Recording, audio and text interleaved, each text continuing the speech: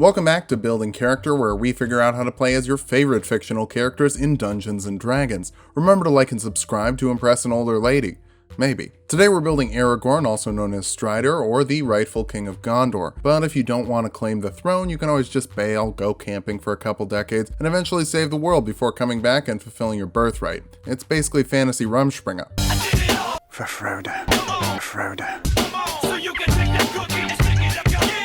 Let's start off with our goals for this build. First, we need skills with all the weapons, swords, bows. Aragorn does it all. Second, we'll make sure that we're not intimidated by larger foes. And finally, we'll make sure we can rally the troops with a rousing speech. For stats, we're using the standard point array from the player's handbook. Roll for stats if you want, just make sure your dexterity and wisdom are up to snuff. Strength will be number 1. Andruil is a two-handed weapon. Shout out to Isildur. Even though if he did his job, you wouldn't be busy, but whatever. Wisdom after that, Gondor is your house, but the wilds are your home. Charisma needs to be pretty high. Aragorn is in a love triangle with 2 of the 3 women in Middle-earth. Obviously, he's charming. Dexterity's a little low. We'll bump it with some racial scores, but it needs to be 13, so if you rolled bad, focus on this a little bit more. Constitution could be higher. We'll actually be bumping it later. Aragorn is kind of an all-arounder, but we'll dump intelligence. He's got a decent handle on history, but otherwise you're not using this much. Aragorn is a human. Variant humans can be more skilled, with the skilled feat giving you 3 skills of your choice. Go for perception, insight, and survival. Bump dexterity and charisma with your 2 points. Take Elven for your language of choice,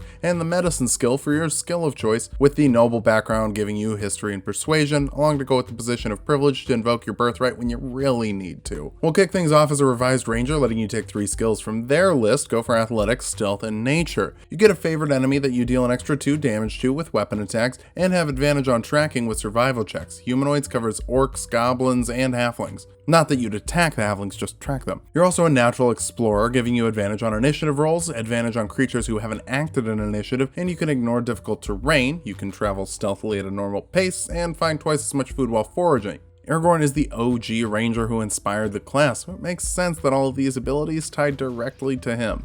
Second level rangers get a fighting style, and we'll go for archery for +2 to attack rolls with ranged weapons. Our dexterity's a little low for now. This helps out a bit. We also get some spells, and ranger spells definitely fall into the "is that even really a spell" category. Cure Wounds heals 1d8 plus your wisdom modifier in case one of the 4 rogues you're traveling with gets stabbed by an enemy way above the challenge rating of your party. Longstrider has your name in it, and it lets a creature you touch run an extra 10 feet per round, so you can really move if you have to. Third level rangers get primeval awareness, letting you communicate simple ideas with beasts to keep them calm, and you can spend a minute to detect if there are any of your favorite enemy within 5 miles of you, their exact numbers, and what direction they're moving in. You can also pick a conclave. The hunter conclave specializes in taking out unusual foes. Hordebreaker lets you make an extra weapon attack on another enemy with the same weapon as your first attack if they're in range. Considering how often orcs are dogpiling on you, this is very useful. Finally, you can learn another spell. Hunter's Mark lets you choose a target to deal an extra 1d6 damage to with your weapon attacks for up to an hour, depending on your concentration. You can move that as a bonus action if you've killed the first target, deal a little more damage. This is another not really spell.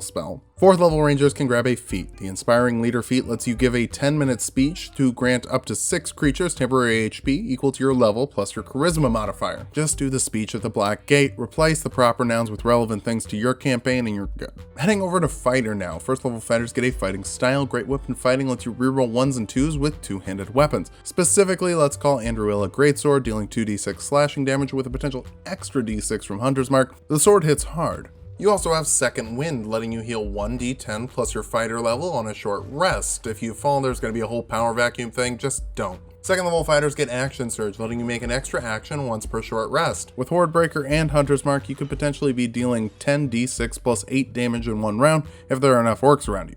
Third level fighters can choose a martial archetype. Cavalier is for fighters that like animals and not watching their friends die, which is you. You can finally grab the animal handling proficiency. You're born to the saddle, giving you advantage on saves to stay on your mount, and you can mount your horse with 5 feet of movement instead of 15. Finally, there's Unwavering Mark, which lets you mark a creature you hit with a melee attack, giving them disadvantage on attack rolls against everyone but you, while they're within 5 feet of you, and you can make another attack against them as a bonus action if they hit someone else. This attack deals extra damage equal to half your fighter level. Frodo's great, but he's very small. Do everything you can to keep him safe. Fourth level fighters get an ability score improvement, and boy do we need one. Round up your strength and dexterity to be better at every kind of attack. Speaking of attacks, 5th level fighters get an extra attack, letting you always attack twice with your action, and you can still make another Hordebreaker attack as part of that action, or an unwavering mark attack with your bonus action. Now, it's looking like you're really good at being in the middle of the fray, so let's get you some more HP. 6th level fighters get an ability score improvement. Bump up your constitution for +1 HP from every level you have and every level you get. Remember, this does scale retroactively. 7th level cavaliers get warding maneuver, letting you add 1d8 to the AC of a friendly creature as a reaction. You can be that friendly creature if you want, but I'd save it for the small folk. Even if it doesn't block the hit, the target only takes half damage. You can do this an amount of times equal to your constitution modifier, which is currently 1. So let's get more.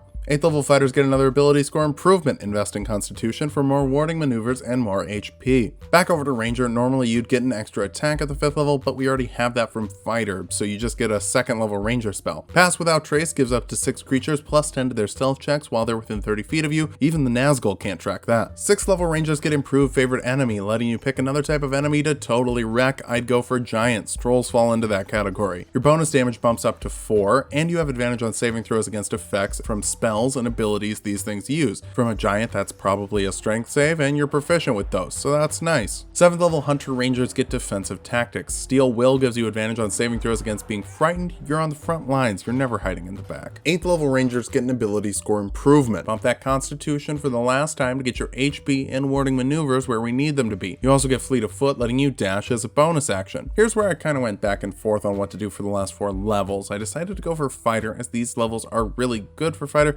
and just pretty good for ranger. 9th level fighters get indomitable, letting you reroll a failed saving throw once per long rest. Endurance is a key to surviving in the wilderness. 10th level cavaliers get hold the line, letting you make an opportunity attack against any creature that moves within 5 feet of you, even if they're not breaking engagement. This also stops their movement, so if they're chasing down one of the weaker party members, they aren't doing it anymore. 11th level fighters get an extra attack, so that's 3 attacks per round standard, 4 with horde breaker, and potentially 5 with warding maneuver. Not to mention you're getting way more opportunity attacks. The middle of the battlefield is where you belong. Our capstone is the 12th level fighter, letting you take your last ability score improvement. Depending on how you rolled, more dexterity would get all of our physical stats equal, but really an argument could be made for everything but intelligence. Heck, Aragorn isn't dumb, maybe even intelligence. Still, I'm gonna put it in dex. Now that we've hit level 20, let's figure out how good of a build this is. First, you're a frontline fighter with specific advantages in a horde of enemy. Being outnumbered isn't as much of an issue for you. You're also proficient with more than half the skills in the game, not to mention your well-rounded stats, making for great roleplay potential. Finally, with cavalier abilities and inspiring leader,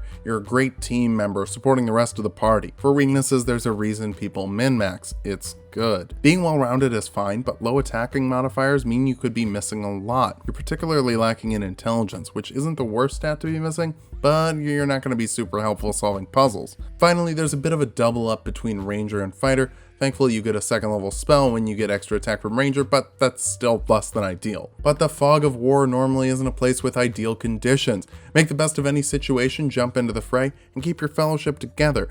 Just do your best to keep everyone together. Can you imagine how bad it would be if Frodo had to get to Mount Doom without you?